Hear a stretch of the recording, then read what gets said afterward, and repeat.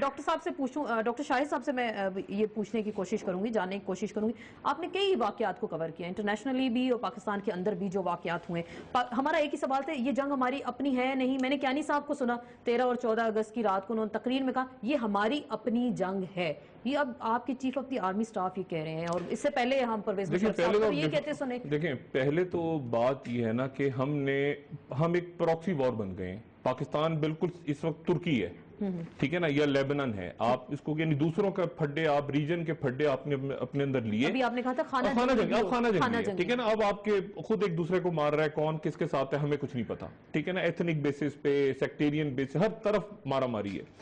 اس بحث سے ہمیں نکل جانا چاہیے، یہ 11 سال یا 20 سال پہلے کی بحث ہے، اس وقت تو خانہ جنگی ہے پاکستان کے اندر، انارکی ہے، کیوس ہے، ایک بات۔ دوسری بات یہ ہے کہ اس وقت جہاں تک یہ کہ سب ہمارے جو دانشور شخصیات ہیں وہ بجائے اس کے کہ لوگوں کو مزید الجھائیں، اب آگے کی طرف، کیونکہ یہاں اینڈ گیم ہے، آپ کے بالکل پڑوس میں ترکی کے ساتھ جو ترکی ایمرج ہو رہا تھا آج سے 2 سال پہلے کہ جی ماڈل بن گیا، وہاں سیرینز اترے، سیرین فری آرمی بنی، ساری عرب لیگ اکٹھی ہوئی، دنیا اکٹھی ہوئی، اور پراکسی وار سٹارٹ ہو گئی، اور کردوں نے اب وہاں پہ ریورٹ کیا ہے، تو ایسی تیسی ہو گئی ہے، ٹھیک ہے۔ آگے جا کے کیا صورتحال کریٹ ہوتی ہے، لیبیا آپ کے سامنے ہے، یہاں پہ کیا ہوتا ہے ایجپٹ میں ہم نہیں جانتے، آگے جا کے کیا ہوتا ہے، ٹھیک ہے، وہاں ٹرائل شروع ہو گیا ہے۔ اچھا اب مسئلہ پورے اس ریجن میں ایک ٹرموائل ہے، اس ٹرموائل میں پاکستان کہاں کھڑا ہے اور آگے کا کیا پلان کر رہا ہے، یہ ڈے ٹو ڈے باسز ہیں، یہ تو ہمیں نہیں صاحب نے یہ کہہ دیا، اس سے پہلے جنرل محمود نے یہ کہہ دیا، جنرل احسان نے، پاشا صاحب نے یہ کر دیا، مشرف صاحب یہ کہہ،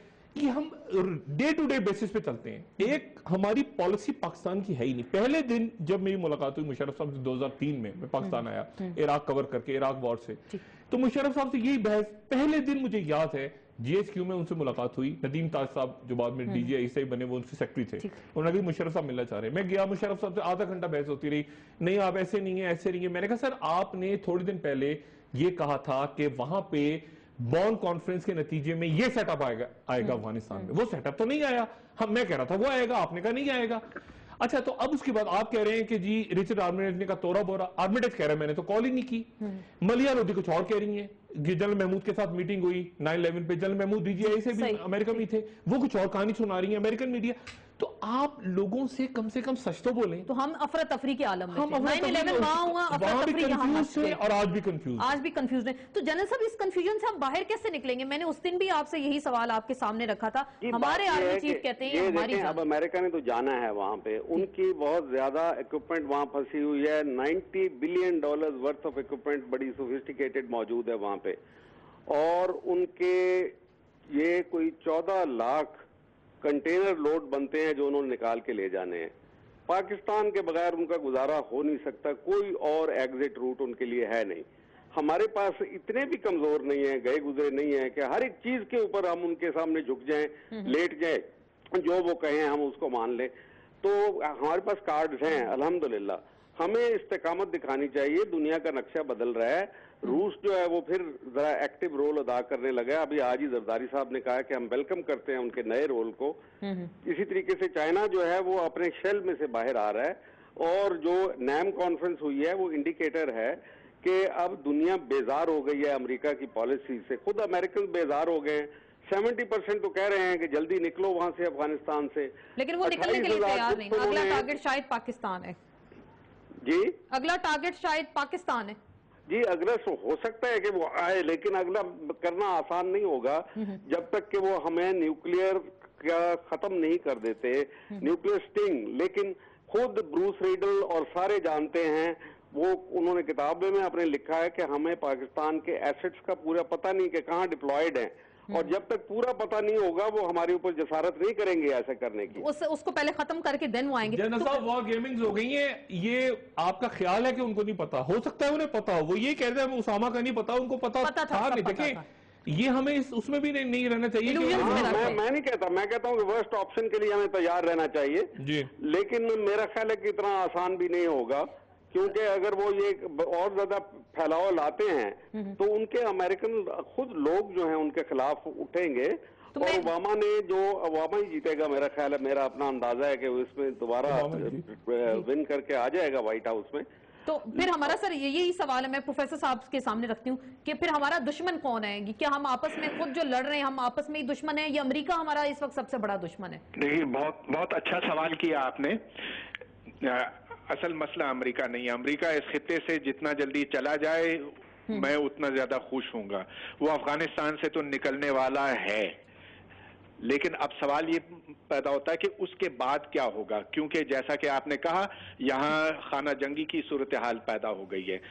ایک طرف پاکستان کی فوج ہے تو دوسری طرف وہ طاقتیں ہیں جن کو انہی لوگوں نے پہلے پالا تھا اور جو اب ان کے گلے پڑ گئے ہیں.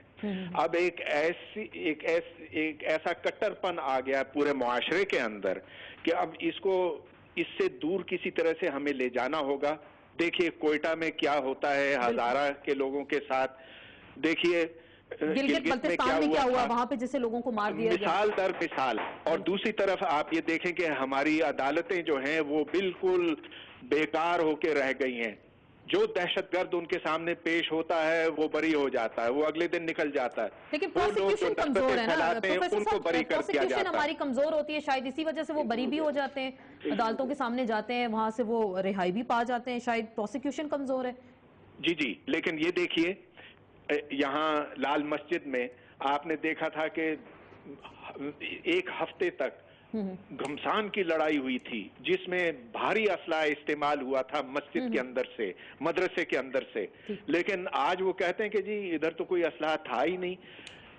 اسلام آباد کے تمام لوگوں نے دیکھا تھا وہ منظر، آپ نے دیکھا، میں نے دیکھا، لیکن اب دیکھیے کہ وہ سارے لوگ بری ہو گئے. یہ کیا مذاق ہے؟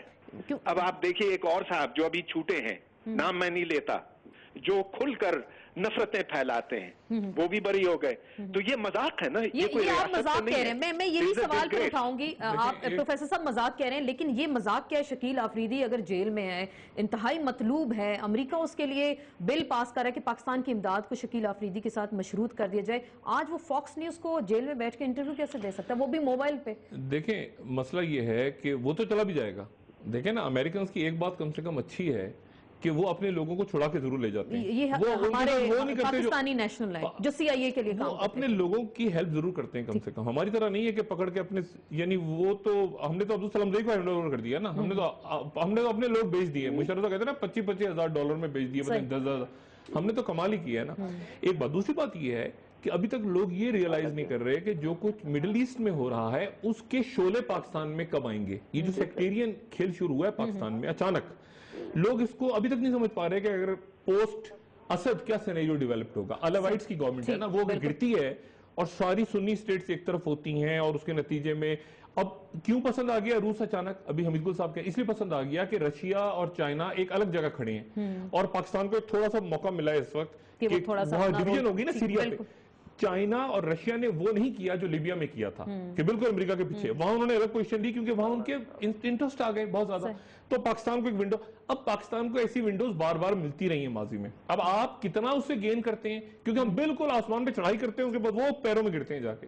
اور اب جب اینڈ گیم آ رہا ہے تو بدقسمتی کے ساتھ یہاں قوم میں لتھارجی ہے. قوم کے اندر ایک تو وہ 20 گھنٹے لوڈ شیڈنگ ہوتی ہے تو لوگ سڑکوں پہ آتے ہیں تھوڑی دیر اور پھر اس کے بعد بیٹھ جاتے ہیں. یعنی لاسٹ ایئر میں تحریر اسکوائر پہ تھا، میں خود جب ٹی وی پہ نہیں آ رہا تھا تو میں کچھ نہ کچھ تو کر رہا تھا، تو میں تحریر اسکوائر پہنچا تو میں نے وہاں سے کہا، سوچا کہ میں اس کو بتاؤں. تو پاکستان میں بات کی تو انہوں نے کہا آپ کیا تحریر اسکوائر پہنچے ہوئے، یہاں گلی گلی میں تحریر اسکوائر ہے، آپ کو تحریر اسکوائر کی پڑی ہوئی ہے، آپ کو شام کی پڑی ہوئی ہے. حالانکہ لوگ یہ نہیں سمجھ پا رہے کہ یہ جو سیکٹیرین جھگڑا شروع ہوا ہے مڈل ایسٹ میں، آپ کیسے عربز کو اور ایرانینز کے اس پھڈے کو، جس میں ایک پورا پاکستان تو آ گیا نا، ہمیں کوئٹہ میں نظر آیا، گلگت بلتستان میں نظر آیا، شناختی کارڈ دیکھ کے مارے گئے. اور آئے گا.